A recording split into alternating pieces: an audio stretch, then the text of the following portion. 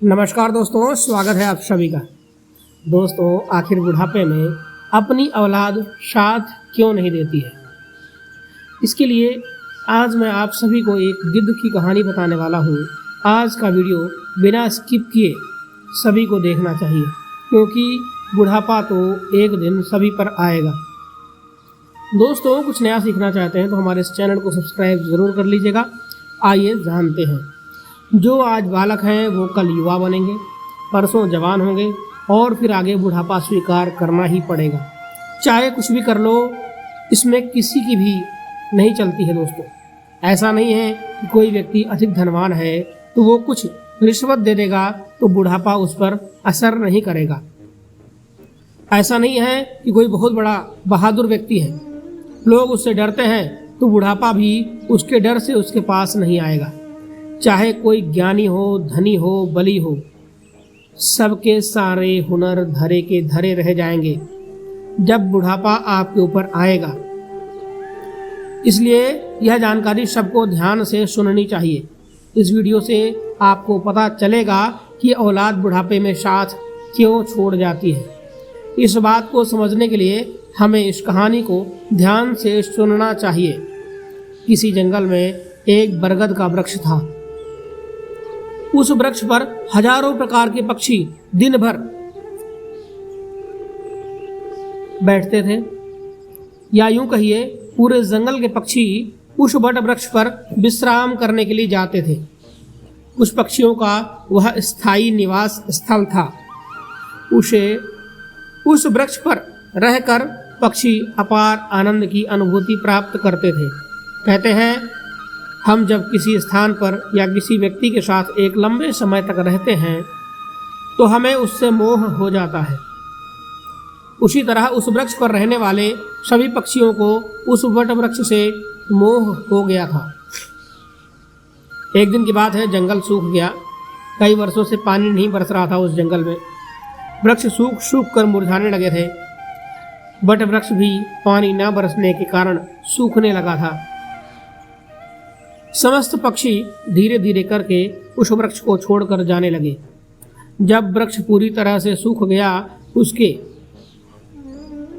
उस पेड़ की डलियां टूट कर नीचे गिरने लगी, तो उस वृक्ष पर रहने वाले सारे पक्षी उस वृक्ष को छोड़कर किसी दूसरे स्थान पर चले गए।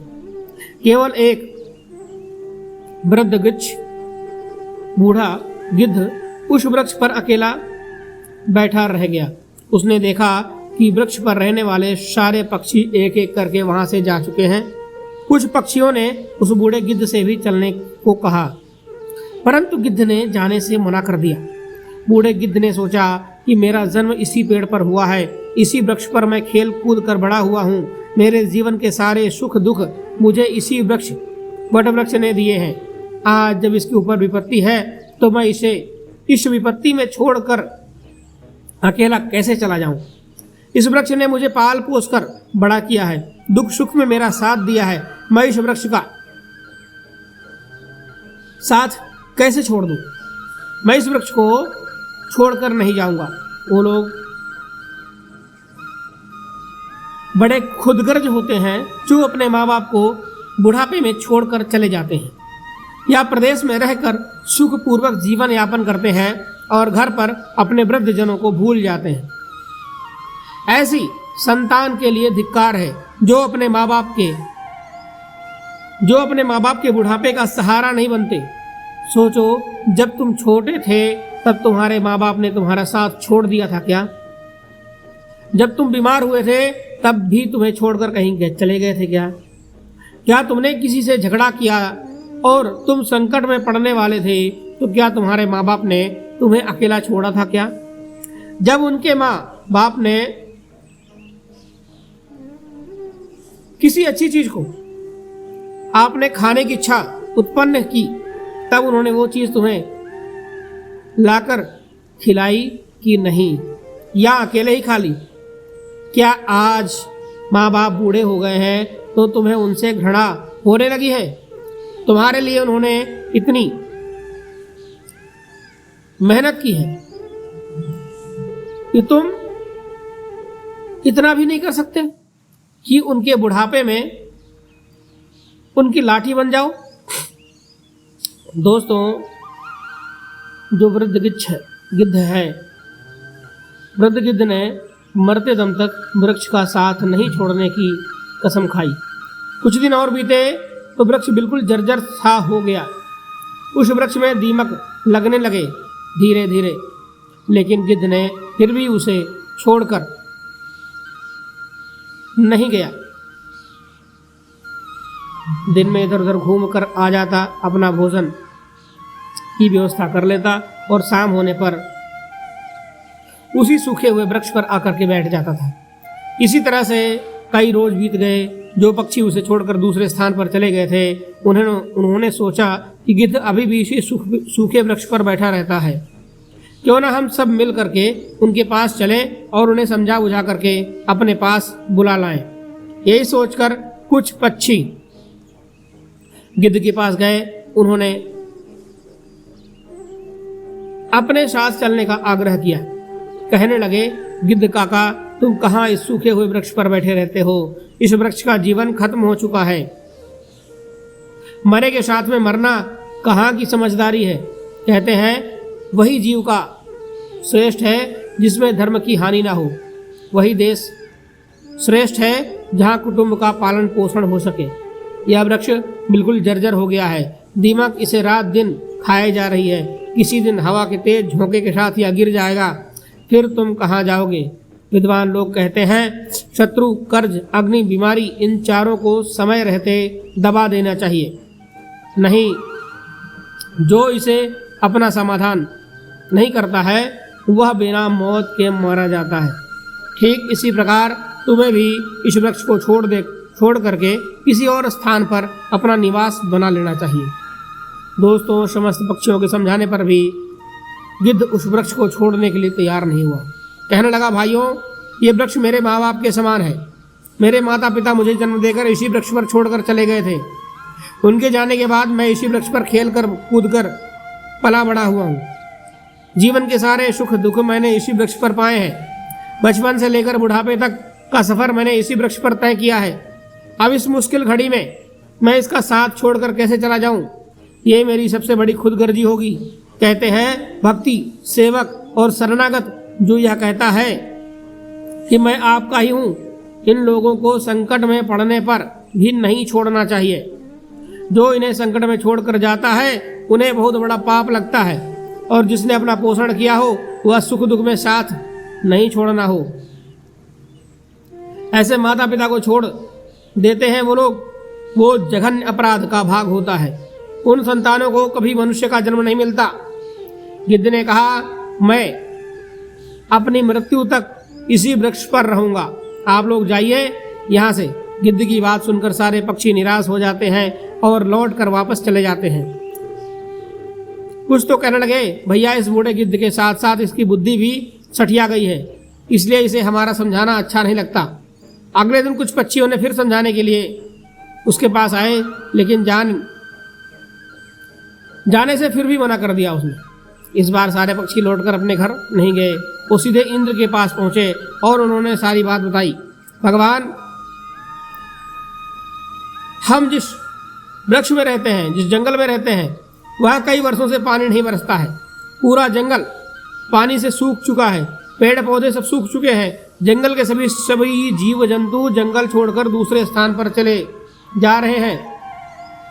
पर दुख की बात यह है कि जिस वन में हम लोग रहते थे, उस जंगल में एक बरगद के वृक्ष पर एक बूढ़ा गिद्ध भी रहता था। हम लोग तो चले आए, पर वो गिद्ध उस वृक्ष को छोड़कर कहीं नहीं जाना चाहता है। वृक्ष सूख कर जर्जर हो चुका है, वो कभी भी गिर सकता है। हम लोग उन्हें समझाने गए थे, पर वो फिर भी उसको छोड़ने के लिए तैयार नहीं हुए। वो कह रहे थे कि मरते दम तक मैं इसी वृक्ष के साथ रहूंगा, इसका साथ नहीं छोड़ूंगा। इसलिए भगवान, आप स्वयं चलकर उन्हें समझा दीजिए, शायद वो आपका कहना मान जाए।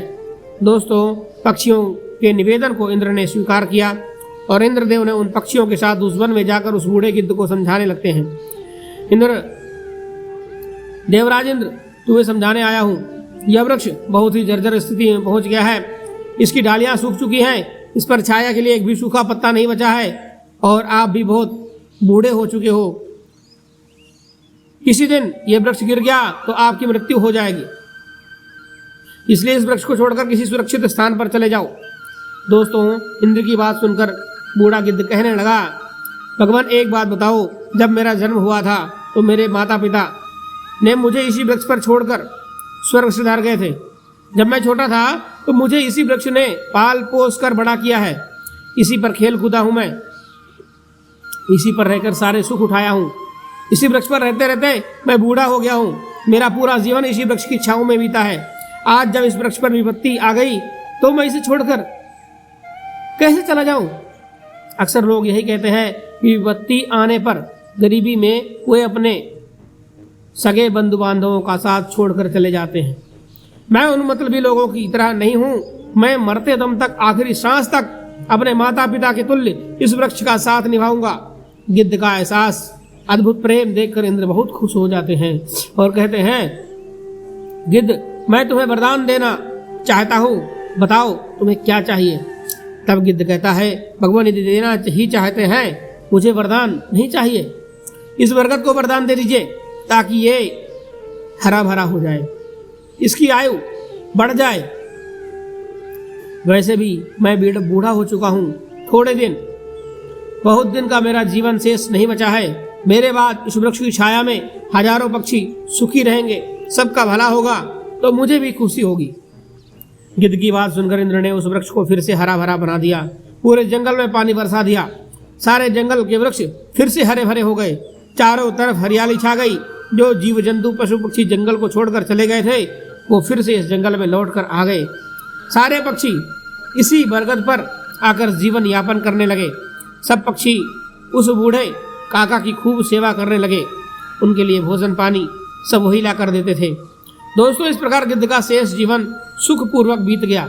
हमें भी इस कहानी से सीख लेनी चाहिए कि अपनों को बुरे वक्त में कभी साथ नहीं छोड़ना चाहिए, खासकर कि जिसने आपको जन्म दिया है उस माँ बाप का और पालन पोषण करने वाले का, पालन पोषण करने वाले उस पिता का, वो आप के जीवन का अमूल्य धन है।